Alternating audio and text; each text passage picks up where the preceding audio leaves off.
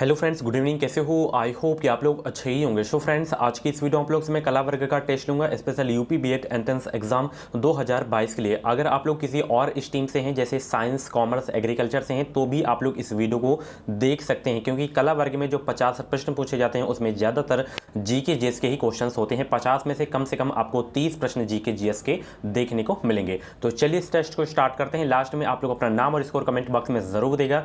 30 में से अगर आप लोग 15 प्रश्न सही कर लेते हैं तो आपकी तैयारी अच्छी है। लास्ट में स्कोर जरूर देगा। यहाँ पे क्लासेस का टाइमिंग देख सकते हैं, 9:30 बजे हिंदी लैंग्वेज की क्लास होती है, 2:30 बजे जीके प्लस करंट अफेयर की होती है, 7:30 बजे रीजनिंग एंड सब्जेक्ट एबिलिटी की होती है क्लास। ये देख सकते हैं, ये है हमारा क्रैश कोर्स। 149 रुपये में आपको मिल रहा है यूपी बीएड एंट्रेंस एग्जाम 2022 का पूरा मटेरियल। इसमें आपको Hindi, GK, reasoning, subject ability के 5000 से ज़्यादा इसमें आपको टॉपिक वाइज सब्जेक्टिव क्वेश्चन देखने को मिलेंगे। कैसे परचेज करना है इस क्रैश कोर्स को, वीडियो के डिस्क्रिप्शन बॉक्स में एक लिंक दे दिया हूँ। आप लोग उस लिंक पर क्लिक करेंगे तो उसमें नाम, मोबाइल नंबर, ईमेल आईडी आपसे पूछा जाएगा। उसके बाद 149 रुपये का पेमेंट करना है। जैसे आपका पेमेंट सक्सेसफुल होता है उसके बाद डाउनलोड का ऑप्शन है, आप लोग डाउनलोड कर लीजिएगा। ये सभी वर्गों के लिए क्रैश कोर्स है। इसमें आपको 10 ईयर के प्रीवियस पेपर्स भी आपको देखने को मिलेंगे। 490 पेज की पीडीएफ है। ओके, तो बहुत ही हेल्पफुल क्रैश कोर्स है। ये पूरा सिलेबस कवर किया गया है, हजारों स्टूडेंट परचेज कर चुके हैं। तो आप लोग भी सरकारी सीट लेना चाहते हैं तो आप लोग इस क्रैश कोर्स को अभी कभी परचेज कर लीजिए, बेहतरीन तैयारी स्टार्ट कर दीजिए। चलिए, सबसे पहला प्रश्न ये हो गया था, समृद्धि के सबसे अच्छा मापदंड क्या है? तो इसका जो राइट आंसर हो जाएगा औसत प्रति व्यक्ति आय। ठीक है, चलिए आज का पहला प्रश्न है, उस्ताद मंसूर किसके शासनकाल के प्रसिद्ध चित्रकार थे? वेरी इंपॉर्टेंट क्वेश्चन है। उस्ताद मंसूर किसके शासनकाल के प्रसिद्ध चित्रकार थे?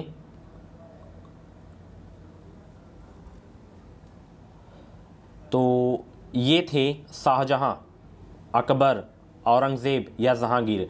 तो उस्ताद मंसूर किसके शासनकाल के प्रसिद्ध चित्रकार थे? तो ध्यान रखिएगा, जहांगीर के जो है शासनकाल के प्रसिद्ध जो है चित्रकार थे। तो ध्यान रखिएगा, ऑप्शन इसका बी वाला बिल्कुल करेक्ट हो जाएगा। चलिए अगला प्रश्न आपकी स्क्रीन पे आ गया है। नई फारसी काव्य शैली शबक ए हिंदी क्या है? शबक ए हिंदी अथवा हिंदुस्तानी के जन्मदाता थे कौन? वेरी इंपॉर्टेंट क्वेश्चन, स्टार लगा के नोट कर लीजिएगा। सबक ए हिंदी अथवा हिंदुस्तानी के जन्मदाता थे अमीर खुसरो। कौन थे? अमीर खुसरो थे। ऑप्शन इसका डी वाला बिल्कुल करेक्ट हो जाएगा। चलिए, कर्क रेखा निम्नलिखित देशों में से गुजरती है? किन देशों से होकर गुजरती है कर्क रेखा? इनमें से आपको बताना है। तो भारत व सऊदी अरब, इन्हीं दो देशों से जो है गुजरती है। यहाँ पे दो देश के नाम दिए गए हैं तो यहाँ पे दो ही आपको बताना है। तो भारत और सऊदी अरब से जो है निकलती है कर्क रेखा। ऑप्शन इसका जो है सी वाला बिल्कुल करेक्ट हो जाएगा। अगर भारत में पूछे कि भारत में कितने राज्यों से होकर कर्क रेखा गुजरती है, तो 8 राज्यों से होकर गुजरती है। कौन कौन से वो राज्य हैं? गुजरात, राजस्थान, मध्य प्रदेश, छत्तीसगढ़, झारखंड, पश्चिम बंगाल, त्रिपुरा, मिजोरम। इसकी एक मैं ट्रिक भी बताया था, मित्र पर गमछा झार। क्या है? मित्र पर गमछा झार। ओके, चलिए, वह रिट जो भारत में उच्चतम न्यायालय या उच्च न्यायालय द्वारा किसी व्यक्ति अथवा व्यक्ति समुदाय को आदेश देती है कि वह अपना कर्तव्य पालन करे, वह कौन सी रिट है? बेहतरीन अंकों के साथ अगर आपको बीएड में एडमिशन लेना है, बीएड की पल पल की अपडेट लेना है, तो आप लोग हमारे चैनल से जुड़ जाएं। चैनल को सब्सक्राइब करके बेल आइकन को ऑल पे प्रेस कर लीजिएगा। जो भी यूपी बीएड की अपडेट रहेगी वो अपडेट आपको सबसे पहले हमारे चैनल के माध्यम से देखने को मिलेगी। वीडियो पसंद आए तो प्लीज़ वीडियो को लाइक ज़रूर करके जाया करें आप लोग। तो वह रिट कौन सी है? वह रिट है परमादेश रिट। ऑप्शन इसका जो है सी वाला बिल्कुल करेक्ट हो जाएगा। चलिए अगला प्रश्न, विधान परिषद का सभापति जो है किसके द्वारा नियुक्त किया जाता है, या पदेन होता है, या निर्वाचित होता है, या नियुक्त किया जाता है? 75 का जवाब देने का प्रयास करेंगे। आंसर सोचने का, अगर आपको ज़्यादा समय चाहिए तो आप लोग वीडियो को रोक भी सकते हैं। तो विधान परिषद का सभापति, विधान परिषद का सभापति जो है विधान परिषद के सदस्यों द्वारा अपने बीच से निर्वाचित होता है। तो 75 का सी, जितने भी लोग ऑप्शन सेलेक्ट किए हैं उनका आंसर बिल्कुल सही हो जाएगा। चलिए, निम्न में से कौन जो है सम्मिलित नहीं है? कौन सही सम्मिलित नहीं है? बलवंत राय मेहता समिति पंचायती राज व्यवस्था से संबंधित है। राज मन्नार समिति केंद्र राज्य संबंध से है।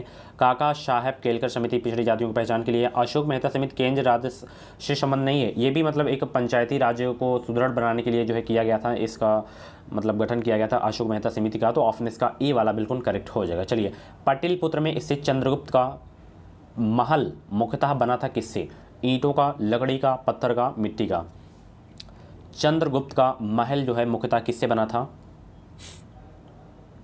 तो चंद्रगुप्त का जो महल बना था वो मुख्यतः लकड़ी का बना था। ऑप्शन इसका सी वाला बिल्कुल करेक्ट हो जाएगा। चलिए, वह कौन सी पहली इमारत है जिसका निर्माण पूर्ण रूपेण संगमरमर से हुआ और जिसमें पिट्रा ड्यूरा का प्रयोग हुआ? 78 का जवाब देंगे। वह इमारत है एतमाद उद्दौला का मकबरा। ऑप्शन इसका बी वाला बिल्कुल करेक्ट हो जाएगा। वीडियो को लाइक कर देंगे। और भी वीडियोस अगर आपको देखनी है तो आप लोग प्ले लिस्ट में जाके देख सकते हैं। प्ले लिस्ट में आपको सभी सब्जेक्ट की क्लासेस मिल जाएंगी। इन क्लासेस की अगर आपको फ्री में PDF डाउनलोड करना है तो आप लोग हमारे टेलीग्राम चैनल से ज्वाइन हो सकते हैं। टेलीग्राम चैनल का नाम है एजुकेशन डिसाइल। इस वीडियो के डिस्क्रिप्शन बॉक्स में लिंक दे दूँ, आप लोग ज्वाइन हो सकते हैं। नेक्स्ट क्वेश्चन, किसको समाप्त किया जा सकता है पर भंग नहीं? राज्यसभा को, नगर पालिका को, ग्राम पंचायत को, विधान परिषद को? 79 का जवाब देंगे सभी लोग। तो विधान परिषद को समाप्त किया जा सकता है लेकिन भंग नहीं किया जा सकता है, तो ऑप्शन इसका डी वाला बिल्कुल करेक्ट हो जाएगा। चलिए, किस मध्यकालीन भारतीय शासक ने पट्टा एवं कबूलियत की प्रथा आरंभ की थी? वेरी इंपॉर्टेंट क्वेश्चन है। किस मध्यकालीन भारतीय शासक ने पट्टा एवं कबूलियत की प्रथा आरंभ की थी? तो वह था शेरशाह। ऑप्शन इसका सी वाला बिल्कुल करेक्ट हो जाएगा। भारत में गेहूं का सर्वाधिक उत्पादन करने वाला राज्य कौन सा है? सभी को पता होगा, ये अपना राज्य उत्तर प्रदेश है गेहूं का सर्वाधिक उत्पादन करने वाला राज्य। ऑप्शन इसका सी वाला बिल्कुल करेक्ट हो जाएगा। नेक्स्ट क्वेश्चन आपकी स्क्रीन पे आ गया है, यहाँ पे देख सकते हैं आप लोग कि किस प्रकार की कृषि के अंतर्गत बड़े बड़े फार्मों की स्थापना करके कारखानों की भांति किसी एक ही फसल की कृषि की जाती है? किस प्रकार की कृषि के अंतर्गत? 82 का जवाब देने का प्रयास करेंगे।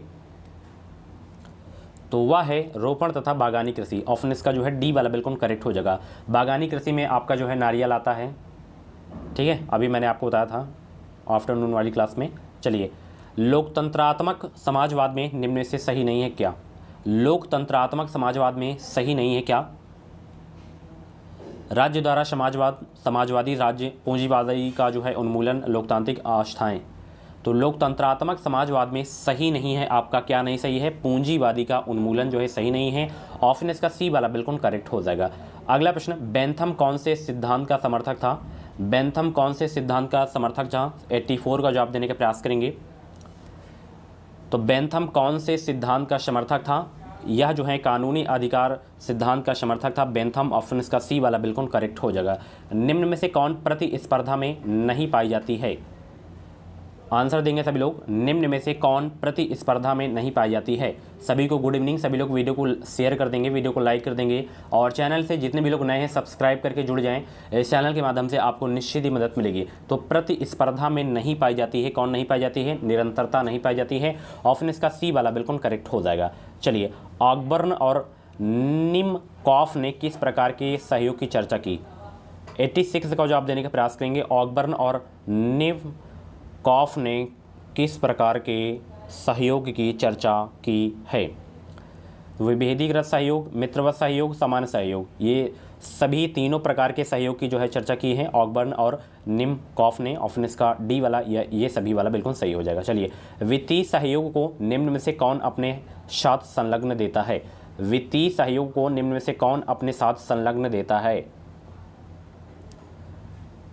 ट्रेड यूनियन देता है, ठीक है। ऑप्शन इसका डी वाला बिल्कुल करेक्ट हो जाएगा। चलिए, अगले प्रश्न का जवाब देंगे। सही कथन चुनना है आपको इसमें, सही कथन चुनना है आपको इसमें।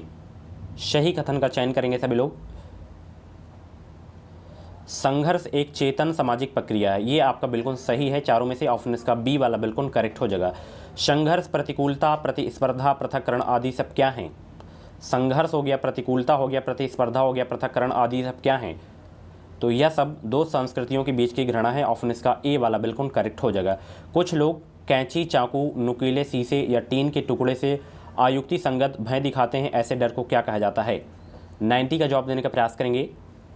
बहुत ही इंपॉर्टेंट क्वेश्चन है, 90 का जवाब देने का प्रयास करेंगे सभी लोग। तो ऐसे डर को एईकोमफोबिया कहा जाता है। ऑप्शन इसका बी वाला बिल्कुल करेक्ट हो जाएगा। फ्रायड के अनुसार आत्म उन्मुखी प्यार का शिष्णावस्था से सही संबंध होता है, जो सहायता परक व्यवहार ... से भी होता है। किससे होता है?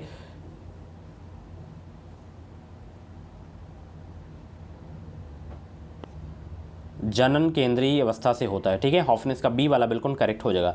तार संचार नेटवर्क होता है कौन सा संचार? तार संचार नेटवर्क होता है कौन सा संचार? तो केंद्रित जो है संचार होता है। ऑप्शन इसका सी वाला बिल्कुल करेक्ट हो जाएगा। एक बुद्धि परीक्षण में 10 वर्षीय बालक की मानसिक आयु 11 वर्ष पाई जाती है, तो उसकी बुद्धिलब्धि निम्नलिखित में से क्या है? बुद्धिलब्धि का सूत्र होता है MA × 100/CA। मानसिक आयु उसकी कितनी है? 11 है। और उम्र कितनी है? 10 है। 10 धम्मा 100 और 110 आपका आ जाएगा। ठीक है, बुद्धिलब्धि कितनी हो जाएगी? 110। चलिए अगला प्रश्न का जवाब देंगे। मेयोसिस की प्रक्रिया में क्या होता है? घटता है, वृद्धि होता है, क्या होता है, बढ़ जाता है, या क्या होता है? मेयोसिस की प्रक्रिया में क्रोमोसोम्स की संख्या में कमी होती है। ऑप्शन इसका डी वाला बिल्कुल करेक्ट हो जाएगा। भाषा सीखने के क्रांतिक अवधि प्राकलन के अनुसार क्या होता है?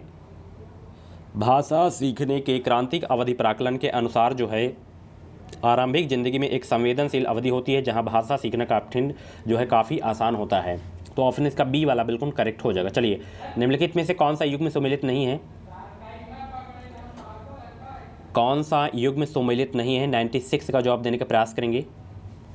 तो इस क्वेश्चन का जवाब आपको कमेंट बॉक्स में देना है। ठीक है, चलिए निम्नलिखित में से किसे वैशेषिक दर्शन में गुणहीन माना है? निम्नलिखित में से किसे वैशेषिक दर्शन में गुणहीन माना है? दिक् को जो है वैशेषिक दर्शन में गुणहीन माना है। ऑप्शन इसका डी वाला बिल्कुल करेक्ट हो जाएगा। जैन मत के स्यादवाद की आलोचना किसने की है? जैन मत के स्यादवाद की आलोचना किसने की है?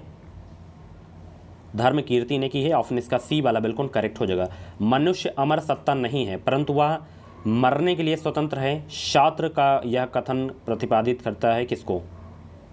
तो यह प्रतिपादित करता है ईश्वर की सर्वोपरता को। ऑप्शन इसका डी वाला बिल्कुल करेक्ट हो जाएगा। नैतिक भाषा निर्देशात्मक भाषा है किसने कहा था?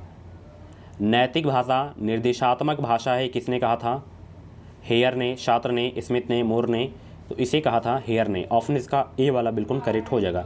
सो फ्रेंड्स, ये थे कला वर्ग के टॉप 30 क्वेश्चंस। इन 30 क्वेश्चंस में से आपके जितने भी क्वेश्चंस करेक्ट हुए हों तो आप लोग अपना नाम स्कोर कमेंट बॉक्स में जरूर देगा। 30 में से 15+ अगर आपका सही हुआ है क्वेश्चंस तो आप की तैयारी अच्छी है और भी बेहतरीन तैयारी आप लोग करिए। 100% आपको गवर्नमेंट कॉलेज मिलेगा। ओके, कुछ डाउट्स वगैरह हो तो आप लोग कमेंट बॉक्स में अपना डाउट क्लियर कर सकते हैं। मिलते हैं अगली वीडियो पे। इस वीडियो को लाइक और शेयर करना बिल्कुल भी मत भूलिएगा। बीएड की अपडेट, छोटी से बड़ी अपडेट पाने के लिए चैनल से जुड़ जाएं, सब्सक्राइब कर लीजिएगा। Thank you so much. मिलते हैं अगली वीडियो पे।